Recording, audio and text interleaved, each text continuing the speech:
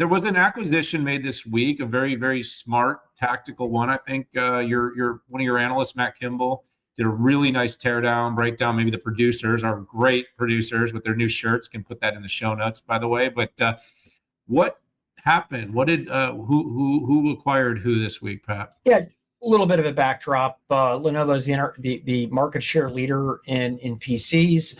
They're also the market share in lower end storage, and that's under $25,000. But where Lenovo has struggled is in the enterprise data center for various reasons. They're very competitive, small and medium businesses. They do pretty well with governments, but they've just struggled in this area. And it's a combination of product fit and go to market. I know from talking to the leaders at Lenovo, they're doubling down on getting into the enterprise data center in a much bigger way. And one of the product gaps they had was high-end enterprise storage. And they're currently partnering with NetApp on this, having a lot of success in China. I do believe that Lenovo is also the ODM on a lot of NetApp's equipment. It's not a challenge to get in the enterprise for Lenovo in China, just in even ASEAN countries and the West and even South America. So what Infinidat brings, and it's interesting, they've been around since 2011. They're not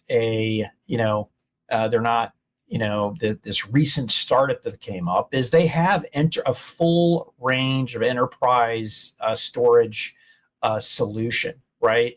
And it's a combination, called the Infinibox SSA. It's an all-flash option. They have a hard drive option. They even offer cyber resiliency, which is the thing that all storage providers are trying to get into. But it's a rabid market at this point as well. So we'll have to see. I mean, there's a lot of to be determined on this, right? Like what happens with the NetApp Lenovo relationship.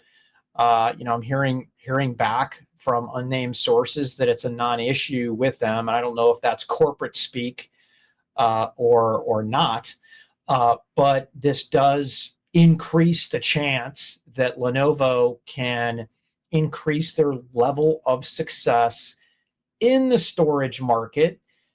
When it comes to the enterprise, I think it's more of a go-to-market. I'll say out of the other side of our mouth, it's having the content, it's having the case studies, it's having the sales coverage that I think is going to make the difference. Because, man, competition is tough. You look at Dell, you look at HPE, even Cisco's getting invigorated in the compute market here that comes with storage. It's a really tough market.